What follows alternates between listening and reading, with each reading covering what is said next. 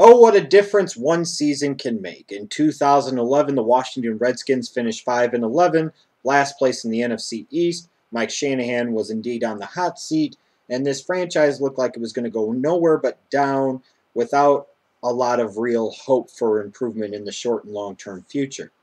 But then 2012 happens. You trade up, you give up a lot, you go get RG3 with the second overall pick. You find some late season magic after starting off 3-6. You end up winning your last 7 games after your bye week. You go 10-6 and end up winning the NFC East, making the playoffs, and then losing to Seattle in the first round. What a difference a year makes for the Washington Redskins. And you cannot deny the fact that RG3 had a lot to do with that. No, a team doesn't win because of one player, just like a team doesn't lose primarily because of one player. But one player can come in and help change the attitude and the environment of a team, and change the outlook of a team, and change the focus of a team. And it can't be denied that RG3, not only is he a great talented player, but he definitely looks like he's a great leader of men. And you saw that a lot in this 2012 season. When you talk about RG3, he had a really good rookie year. He might not even have been necessarily the best rookie quarterback, which is the scary thought about that 2012 draft class. But RG3 had 3,200 passing yards, 20 touchdowns, and only 5 interceptions, a 65% completion percentage, along with 815 rushing yards and 7 touchdowns on the ground. You look at one thing Shanahan can do. It is the ability to be able to construct an offensive system around his quarterback to maximize their strengths and minimize their negatives or weaknesses. And he put RG3 in a lot of positions to succeed, put him in a lot of high percentage situations, and that's reflected by a rookie quarterback having a 20-5 touchdown interception ratio and a 65% completion percentage. It's really damn good. It also doesn't hurt when a late round pick like Alfred Morris can come in, take the starting job as a rookie, of course, in Mike Shanahan's zone blocking scheme. Imagine that, another 1,000-yard rusher. But this wasn't just a 1,000-yard rusher. Alfred Morris, as a rookie, had 1,600 rushing yards and 13 touchdowns. It looks like the Redskins not only have their quarterback of the now and future, but they also have their featured running back of the now and future. Maybe until Mike Shanahan gets in the way of that, perhaps. But offensively, this was a very good ball club in 2012. They finished 4th in points per game, 5th in total yards per game, 1st overall in rushing yards behind Alfred Morris's 1,600 yards, and obviously RG3 putting up 815 of his own. One major concern for this offense would probably be their third down conversion percentage. They were only 23rd in the league. You would like to see that be obviously a little bit higher, a little bit better. But there was a lot to like offensively for this Redskins team, even with an offensive line that could use some upgrading. And even with a wide receiver core that, without question, still lacks that true number one guy. You have a bunch of guys, whether it be Santana Moss or Garcon, who was brought in to be a big player. He couldn't stay healthy.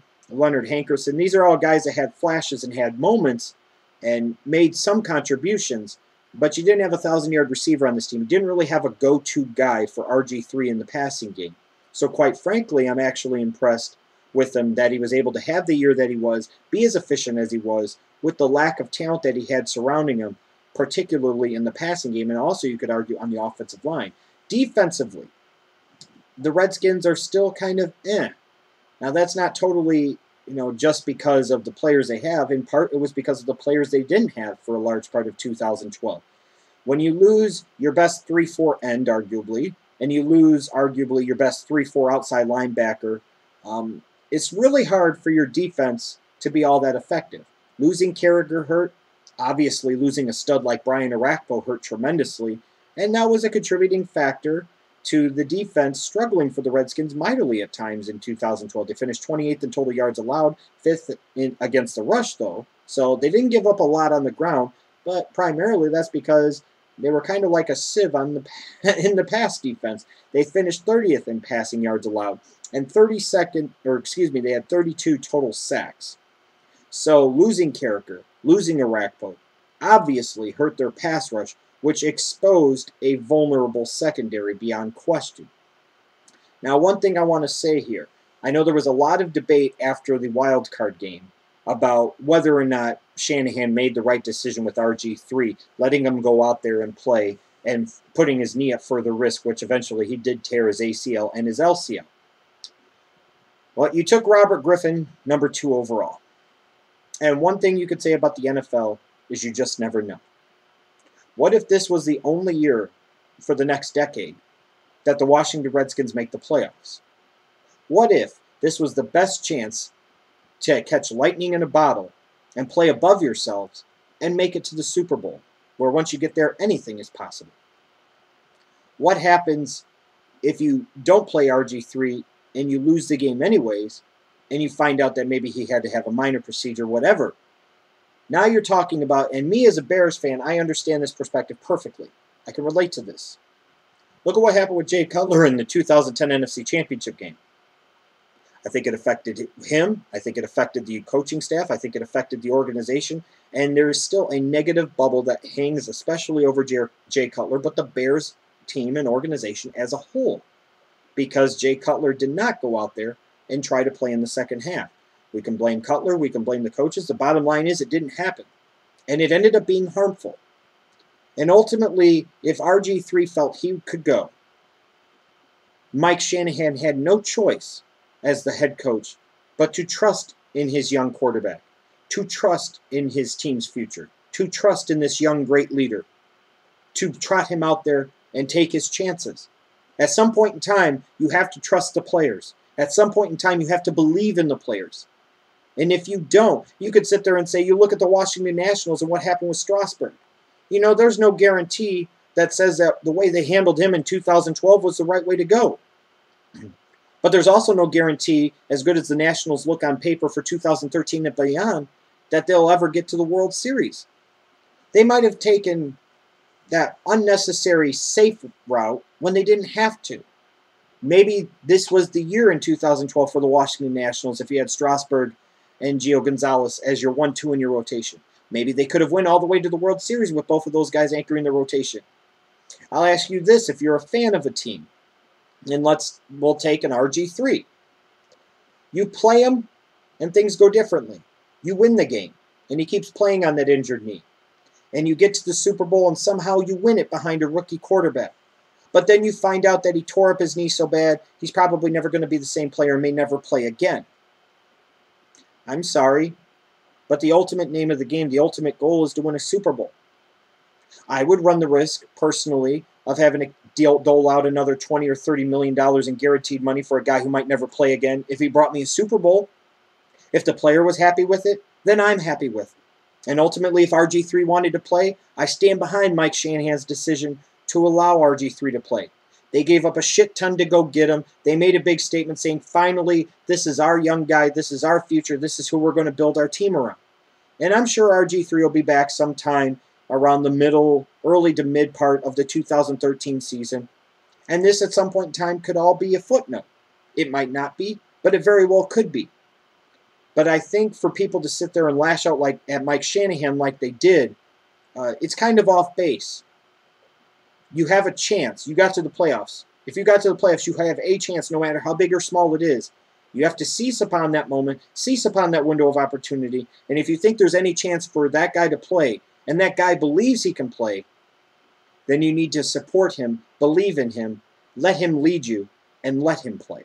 When I look at the Redskins draft history since 2008, you kind of see a mediocre performance, and that's just the honest way you have to describe it. Each draft may have produced just one really good player or one really good player and another solid player, and that's about it. But the 2012 draft does potentially compensate for a lot of that. You look at 2008, the best player out of that draft for them by far was Fred Davis, and he might not be the same player ever again, and he might not even be retained by the team. 2009, Arakpo is a stud, an absolute stud. And the rest of the picks, not so much. But Arakpo is a stud. So they hit on their first round. Trent Williams in 2010. I wasn't a big fan of him coming out of Oklahoma, but he's at least solid. So they didn't bust on him. But again, the rest of that draft class, not so much. 2011, Ryan Kerrigan. another stud as a 3-4 outside linebacker. And I really liked their third-round pick in that draft, Leonard Hankerson, the wide receiver from Miami. And I think at times he flashed some big play potential in 2012, and I would expect to see more of it in the years to come. But 2012 really makes up for a lot of it potentially. No, they didn't get, 8 or 10 great contributors or big-time players, but one thing they did find was their franchise quarterback. They found their guy in RG3. That's the man, unquestionably. Now, they took a lot of heat, and understandably so, for turning right back around in the 4th round when they gave up so much to move up 4 spots from 6 to 2 to St. Louis's spot to take RG3 when they took Kirk Cousins from Michigan State. But that pick doesn't look nearly as dumb now. You've got a backup that is potentially starter quality, that provides insurance in case RG3 gets hurt, and just as importantly for the organization long term, especially if he gets an opportunity in 2013, like it looks like he's going to, and he performs well, this is a guy you could potentially turn into a second or maybe first-round pick in the 2014 NFL draft, which again will be critical because they don't have a first-round pick due to giving it up for RG3.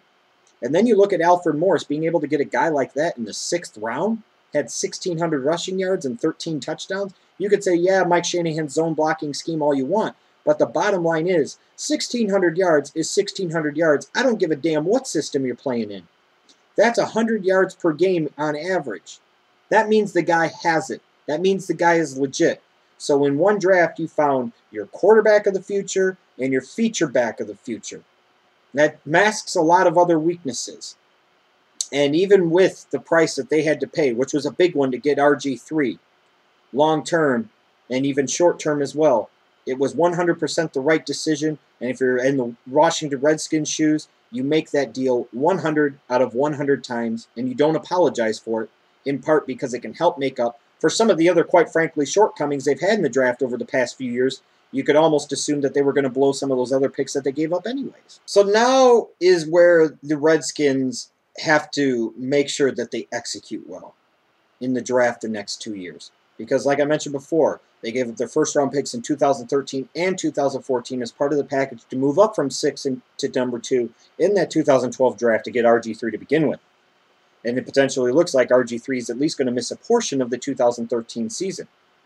And with this team, this is a team that started off 3-6. So obviously there are holes. That can't be denied. They got hot, won their last 7 games, won the division, made the playoffs and all. But you can't let that be fool's gold and say, this team is this close to contending for a championship. They're not. They can get there with a solid draft or two, no question, but they have some work to do. They have a little bit of a road to hoe before they get to that point. But the future, you have to admit, if you're a Redskins fan, looks a lot brighter than it did just 12 or 13 months ago, that's for sure. And they can't allow the fact that they don't have a first-round pick the next 2 years to be a burden and be an excuse to not improving their team. You can find great players in the 2nd, 3rd, 4th, 5th, 6th, 7th round, potentially. It's going to be very important for this Redskins organization, though, to do their due diligence, be able to identify some diamonds in the rough, some hidden gems like they did with Alfred Morris in the 6th round. Find guys that are talents that fit what they want to do on the offensive or defensive side of the ball. Offensively, this is a team that could be looking for some offensive line depth, no question. I think they could also be benefited by having a pass-catching tight end be introduced, because ultimately with Cousins and then especially with RG3, that's the most important thing. You've got to surround your quarterback with the personnel to protect him on the offensive line and then the weapons to be able to help him on the offensive side of the ball. They could also use some help at wide receiver. One thing they're really lacking is a true number 1. I don't know if they'll be able to find that number 1 in this draft, but they could definitely use some help on that. On the defensive side of the ball, they could use some depth on the defensive line. They could use an infusion of youth, in particular at the inside linebacker position. London Fletcher's been a stalwart for many years, but he's also getting up there in age. He's up there in age. A young replacement needs to be found, and they could definitely use some help in the secondary, both at corner and safety. And I would assume that would be the primary focus of this draft, unless Shanahan decides that he wants to protect his investment at the quarterback position. I would expect the Redskins to spend a couple of picks in this draft on defense, in particular on the secondary, because their performance on pass defense in 2012 was putrid to say the least. Yes, the loss of pass rushers like Arakpo and Carricker hurt, but they could still use an infusion of youth and talent in their secondary.